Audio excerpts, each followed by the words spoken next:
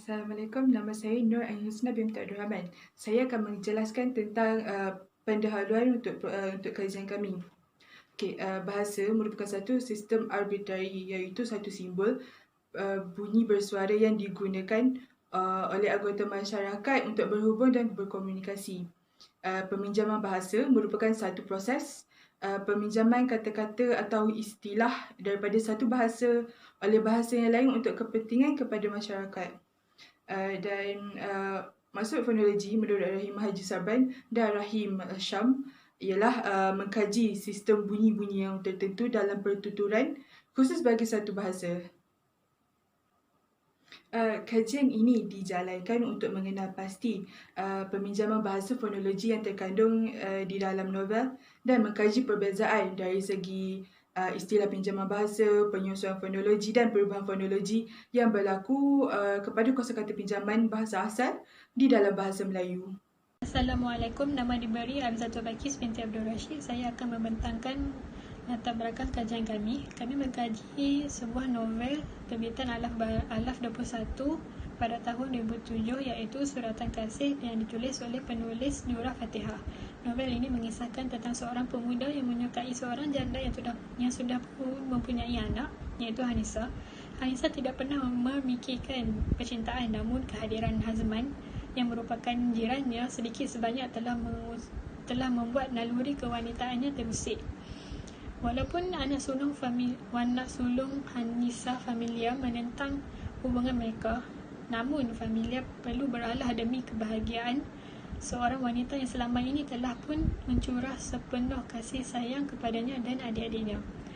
Bagi latar belakang kosakata pinjaman fonologi adalah mengenai pola bunyi, iaitu bunyi-bunyi yang berfungsi dalam sesuatu bahasa. Menurut Rahimah Haji Sabran dan Rahim Syam, bidang fonologi mengkaji sistem bunyi-bunyi yang tertentu dalam pertuturan, khususnya bagi sesuatu bahasa.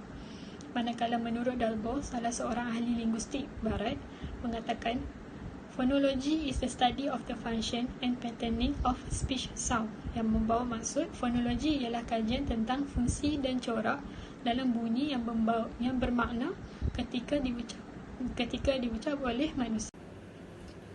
Salam sejahtera saya ucapkan kepada Encik Fazli.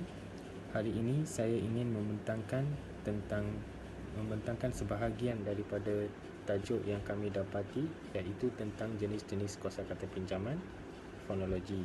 So, bahagian yang saya ingin membentangkan adalah bermula daripada 3.0, iaitu penyataan masalah berdasarkan kajian yang telah kami dapati di dalam novel Suratan Kasih karya Dura Fatihah.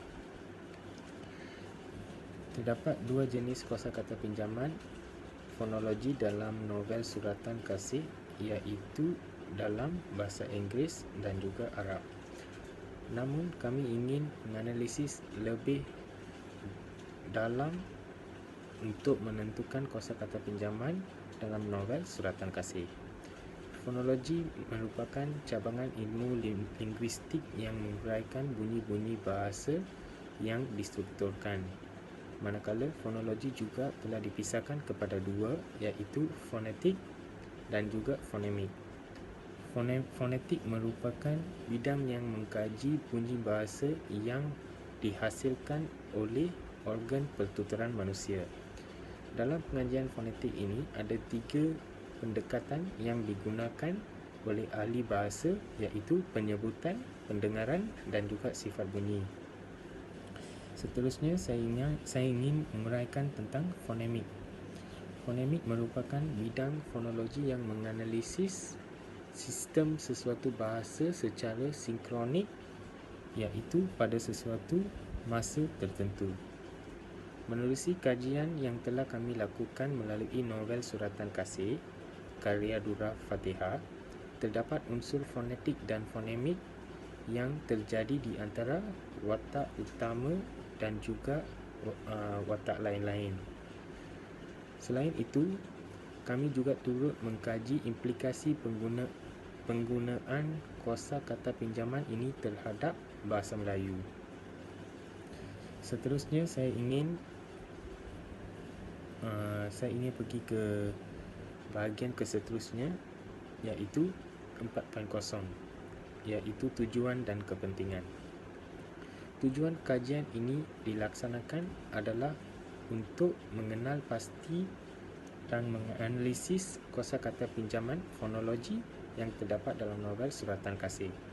Seterusnya, mengkaji faktor-faktor kosakata pinjaman dalam novel ini dan menghuraikan implikasi penggunaan kosakata pinjaman fonologi terhadap bahasa Melayu yang digunakan dalam novel Suratan Kasih. Kajian ini amat penting untuk dikaji supaya dapat mengenal pasti kewujudan kosakata pinjaman, menambah kefahaman tentang kosakata pinjaman dan juga meningkatkan kesedaran masyarakat mengenai dialek yang digunakan khususnya dalam penulisan kreatif yang wujud dalam novel Suratan Kasih. Dalam kajian ini kami mendapati bahawa unsur fonologi yang digunakan dalam novel ini ialah fonetik dan juga fonemik.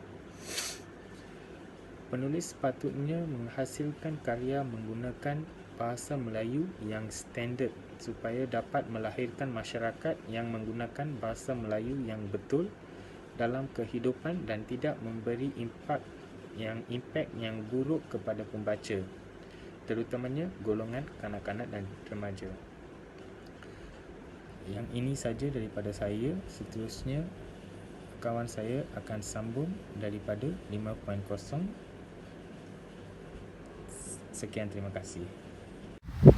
Selamat sejahtera, nama saya Sashindran Lelaki Magendran. Saya akan bercakap pasal kajian terdahulu. Menurut YAK pada tahun 1989, kajian pinjaman linguistik sebenarnya tergolong dalam bidang kajian pertempuran bahasa. Peminjaman kosakata biasanya berlaku apabila pertempuran bahasa. Menurut Wardasren pada tahun 1969, bahasa meminjam tidak perlu bayar apa-apa dan bahasa peminjam tidak kehilangan apa-apa. Jefferson Otto pada tahun 1922 menyatakan bahawa peminjaman itu juga bermaksud imitasi.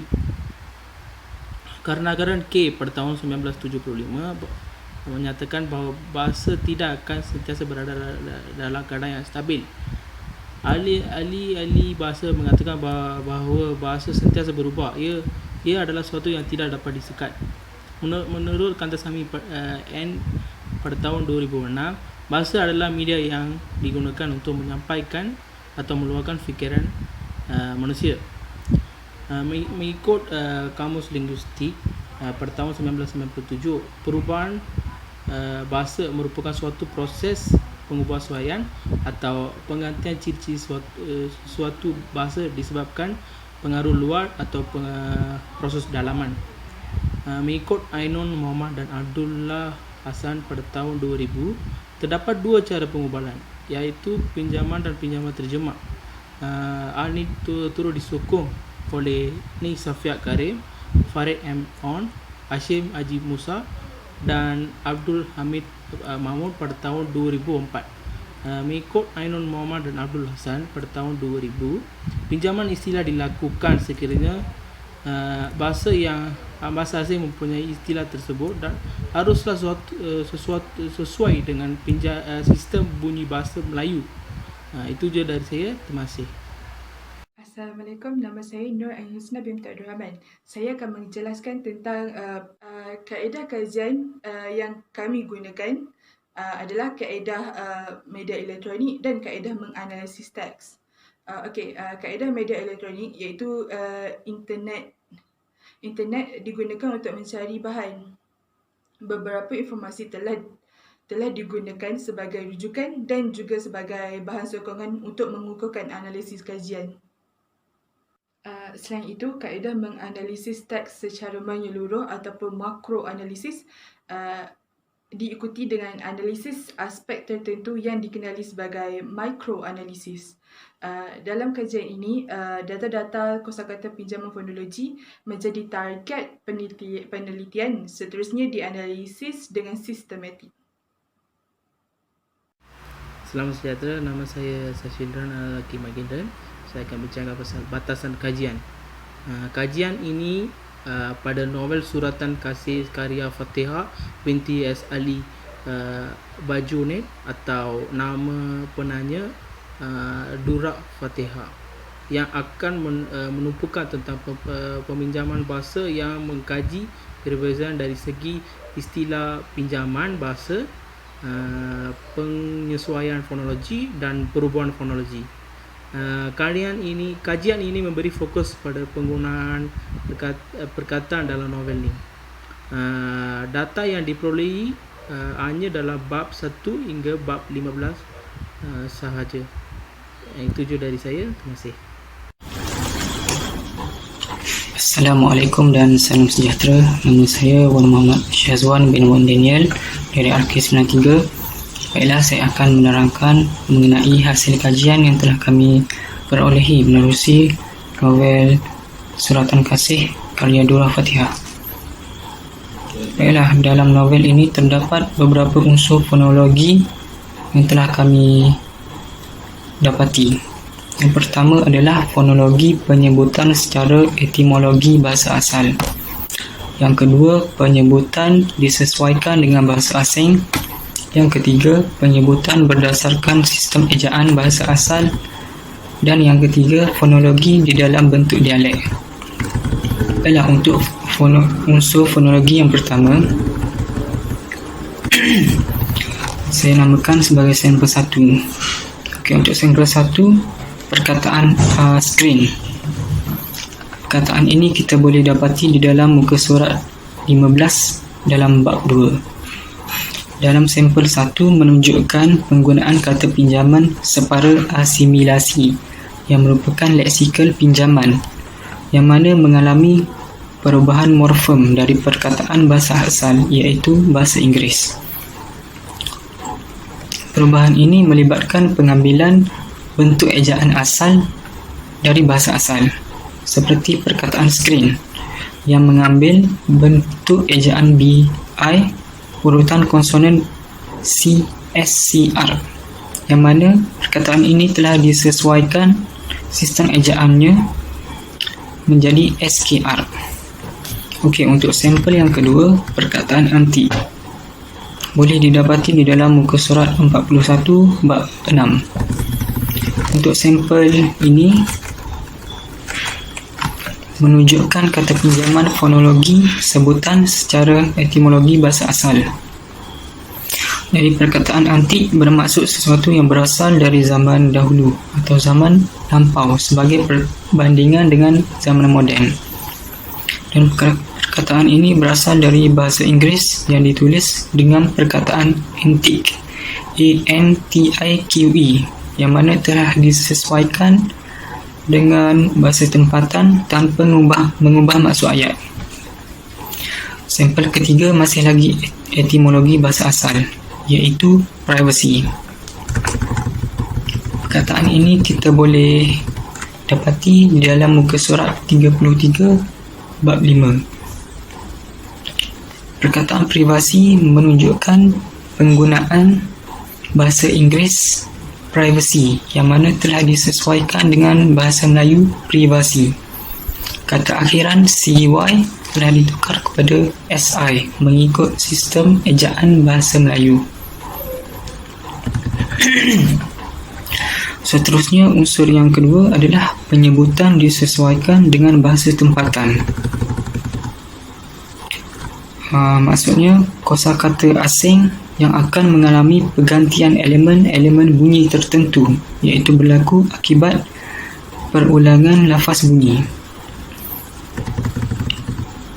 Jadi dalam muka surat 156, perkataan roti, perkataan ini berasal daripada bahasa Sanskrit, iaitu ruti, yang telah disesuaikan dengan bahasa tempatan setelah berlaku perulangan lafaz bunyi, yang mana telah dipermudahkan dalam bahasa Melayu menjadi roti. Seterusnya, perkataan meja. Perkataan meja berasal daripada bahasa Portugis, mesa, yang kemudiannya berlaku perulangan lafaz menyebabkan lafaz ini disesuaikan menjadi meja. Seterusnya, sampel 6, perkataan mutakhir yang boleh didapati di dalam muka surat 59 bab 9. Sampel ini menunjukkan berlaku penyesuaian lafaz dengan menghilangkan vokal. Penghilangan vokal mutaakhir menghilangkan vokal di tengah, yang mana dibiasakan lafaznya menjadi mutaakhir dalam bahasa Melayu. Yang tengah tu. Seterusnya masih lagi unsur yang kedua, iaitu tuala. Muka surat 77. Dalam sampel ini menunjukkan perkataan pinjaman dari bahasa Portugis, iaitu toala, T-O-A-L-H-A, yang mana telah disesuaikan menjadi tuala di dalam bahasa Melayu. Tiada sebarang perubahan makna dan bunyi berlaku. Baiklah, untuk unsur seterusnya, penyebutan berdasarkan sistem ejaan bahasa asal berlaku apabila kosa kata asing yang masuk ke dalam bahasa tempatan melalui saluran sistem tulisan. Asimilasi lafaz bunyi disesuaikan dengan bunyi tempatan. Antara contohnya, perkataan alam. Muka surat 414 bab 55. Perkataan alam menunjukkan penggunaan fonem ain dalam bahasa Arab dan telah disesuaikan dengan bahasa tempatan. Perkataan alam telah menjadi alam, tidak mengubah makna ayat dan bunyi. Seterusnya, perkataan batin. Muka surat 31 bab 5. Perkataan batin menunjukkan berasal daripada perkataan Arab. Fonem to atau ta dalam bahasa Arab disesuaikan bunyinya dengan huruf T di dalam bahasa Melayu. Untuk sampel seterusnya, perkataan sabar dan wasiat boleh didapati di dalam muka surat 26 bab 4. Penggunaan istilah Arab berlaku di dalam perkataan sabar dan wasiat, yang mana telah disesuaikan lafaz bunyinya dengan bunyi tempatan. Perkataan sabar berasal daripada perkataan Arab sobru. Fonem sa atau sod dalam perkataan Arab disesuaikan bunyinya dengan bahasa Melayu. Okey, untuk unsur seterusnya, penggunaan dialek dalam unsur fonologi. Jadi untuk unsur ini, setelah kami buat kajian, tiada sebarang unsur fonologi di dalam bentuk dialek. Bentuk dialek ini maksudnya berlaku penggunaan bahasa dialek-dialek yang terdapat di Malaysia. Terdapat beberapa perbezaan bunyi tertentu mengikut negeri. Namun kami tidak dapat cari sebarang dialek unsur fonologi di dalam novel Suratan Kasih ini. Jadi saya tidak dapat memberikan sebarang contoh untuk ciri dialek. Sekian, terima kasih. Assalamualaikum, nama diberi Hamzatul Bakis binti Abdul Rashid. Bagi penutup kajian kami, kesimpulannya, penggunaan kosakata pinjaman fonologi dalam kehidupan seharian penulisan novel. Ia didapati satu cabang ilmu yang mengkaji tentang sistem bunyi yang diucapkan oleh manusia yang berfungsi atau dalam bahasa yang lebih mudah difahami, bahasa yang difahami oleh kedua-dua belah pihak. Kesedaran tentang kepentingannya bahasa yang betul perlulah ditingkatkan dalam kalangan masyarakat. Penggunaan bahasa yang betul akan memberikan kesan terhadap bahasa Melayu dan menjadi ikutan penuturnya dan kefahamannya.